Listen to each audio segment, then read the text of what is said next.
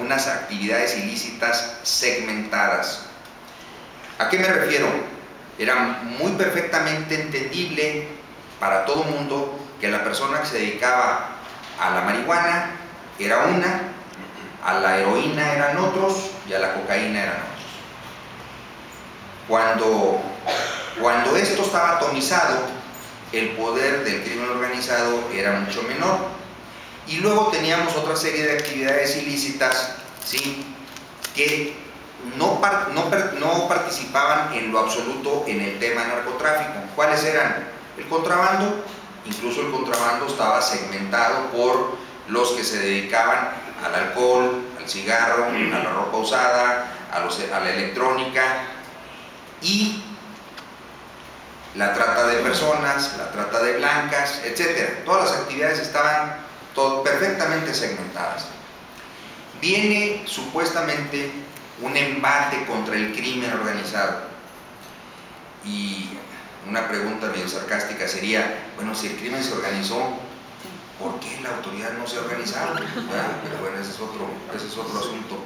Entonces vemos cómo, a partir, sobre todo en la frontera norte, en un primer momento, resulta que cuando no encontraron algunas otras formas de realizar sus actividades, todas estas personas u organizaciones que hacían del crimen segmentado su actividad preponderante, de repente se agruparon, y entonces ya tuvimos la actividad ilícita integrada.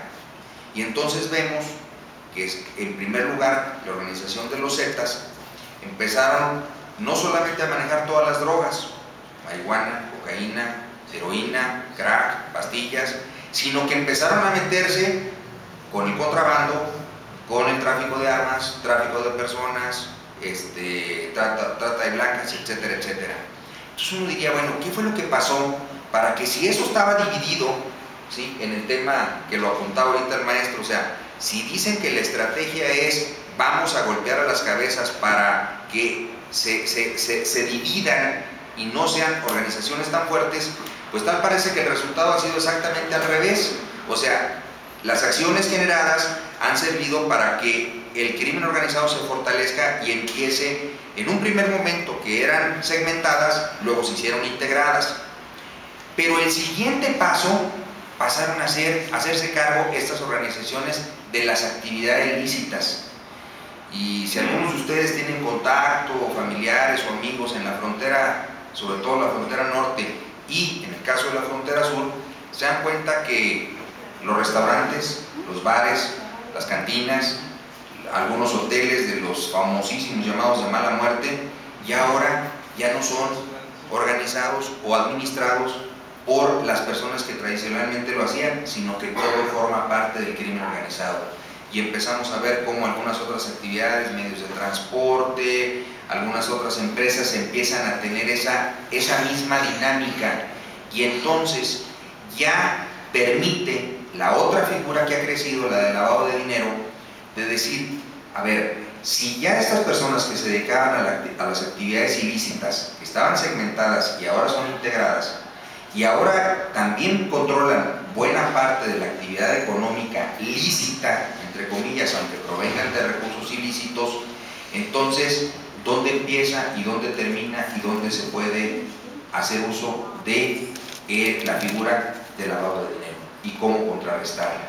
Entonces, pareciera ser que estos 10 años, yo no diría estos 3, sino estos 10 años, porque esto empezó a gestarse desde la administración anterior, este tipo de políticas, el resultado ha sido exactamente al revés. Ante esto, hay una implicación criminal.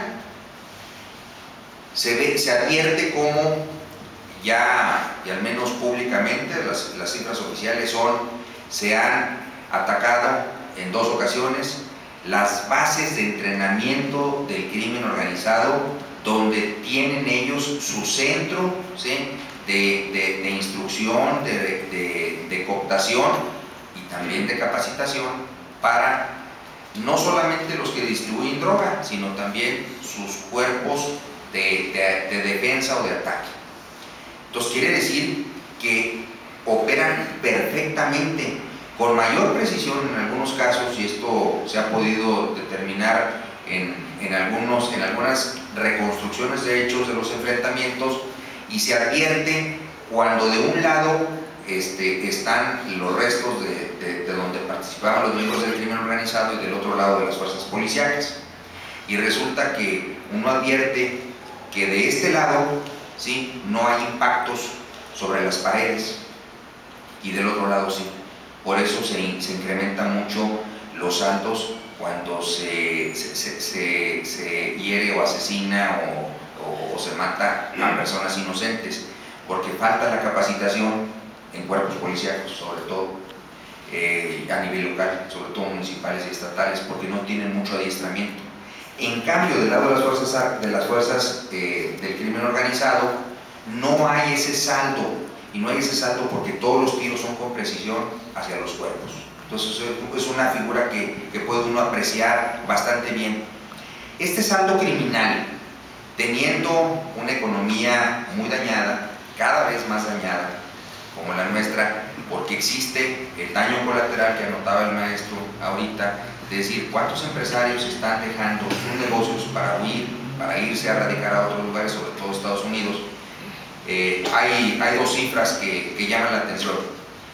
Primero, en estos 3 años, 25,000 empresarios se han ido a vivir solamente en el estado de Texas. Estamos hablando de 25,000 negocios que han cerrado sus puertas aquí, cerrando fuentes de trabajo para irse a radicar a los Estados Unidos. Eso deja un caldo de cultivo, porque la necesidad, ¿sí?, es quizás la principal fuente, sobre todo para los jóvenes que participen en estas actividades, porque no se les da opción. Cuando se ha insistido mucho en la estrategia contra el narcotráfico o contra el crimen organizado, o esta lucha ahora por la seguridad, se dice: vamos a incrementar mayor número de policías, mayor número de militares, más jueces, más ministerios públicos, más cárceles, pero no hablamos de incrementar el número de recursos destinados a fomento al empleo, a la inversión, sobre todo en el tema de los campesinos. El tema de los campesinos, estas personas que viven alejados y que no tienen ninguna otra opción de vida, o sea, ahí es de vida, salvo en muchas ocasiones el crimen organizado que llega y les dice: aquí está la semilla, aquí están las armas, aquí está el dinero, y nosotros sí te protegemos.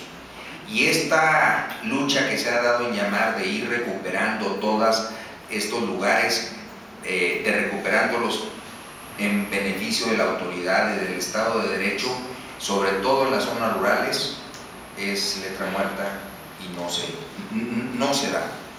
Hay una implicación social. ¿Por qué? Vemos el caso concreto de Monterrey. En Monterrey, que era, digamos, el orgullo del país por su seguridad, por su potencial, vemos hoy cómo es posible que desquicien la ciudad y que lleguen, incluso les avienten granadas en las estaciones de policía, en los cuarteles de policía, pero con una organización impresionante son capaces en minutos de operar tractocamiones, trailers, camiones de carga, camiones de pasajeros, y los colocan de tal forma, ¿sí?, que generan un caos. ¿Con qué objetivo?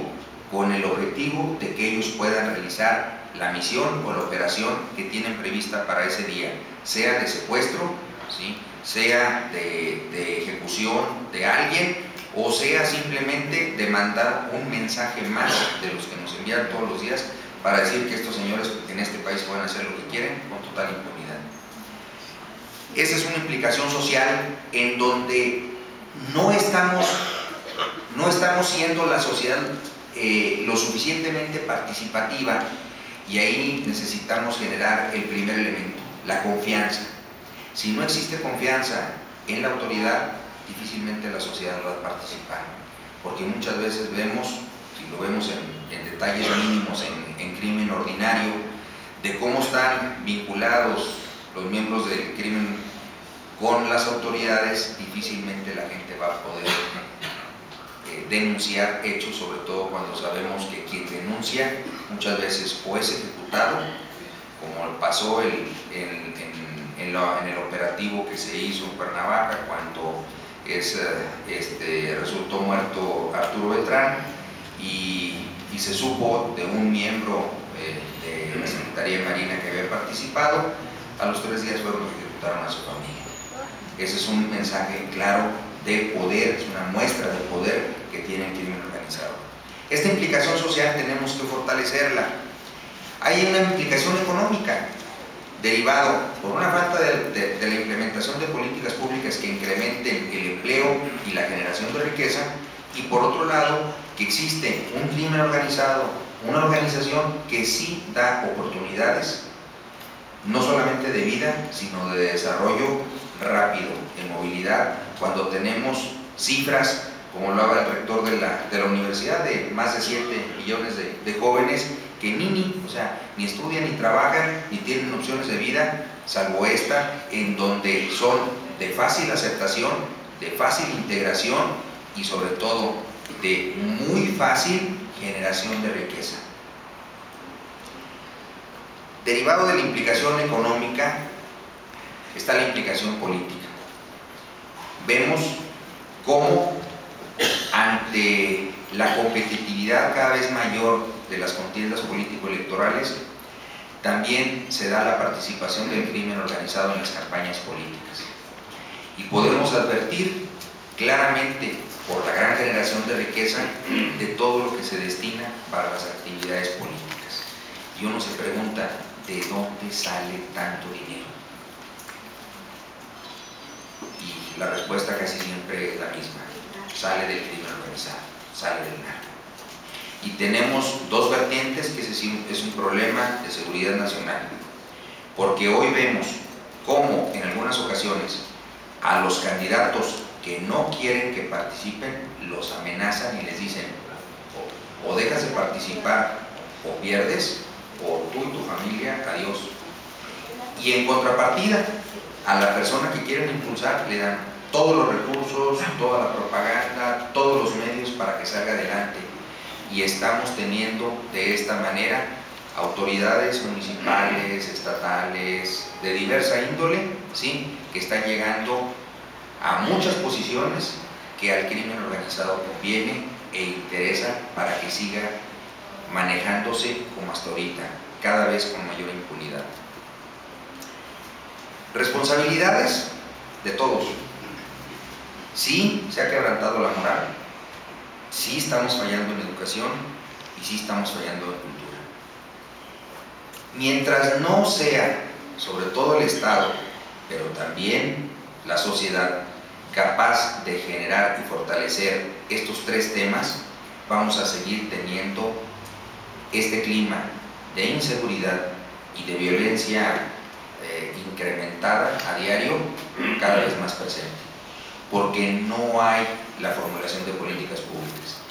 Yo digo, a ver, ¿se va a amedrentar una persona que no sabe que le hace daño el consumo de cemento, tiner? Ya no estamos hablando de otras drogas, estamos hablando de las básicas en los niños, o aquellos que solamente encuentran como modo de vida o de operación o de desarrollo la participación en actividades criminales de narcotráfico, en marihuana, heroína, cocaína o drogas sintéticas, mientras se le destinen recursos para fomento del empleo, pero también para educación, cuando la gente no sabe el daño que le causa a él, pero también colateral a la familia y también colateral a la sociedad. Entonces, ojalá y estos diálogos que se generaron y que participaron pues especialistas en todas las materias sean implementados, y comentábamos al inicio de esta conferencia de que se abordaron todos los temas. Ojalá esto se traduzca en políticas públicas, porque si no se traduce en políticas públicas, si don Ángel Guerra tiene a bien, el próximo año nos veremos en otra conferencia y diremos que bueno, pues, se sigue incrementando el número de desaparecidos y de muertos y de ejecutados, y que sigue el índice de violencia increciendo y no pasa nada.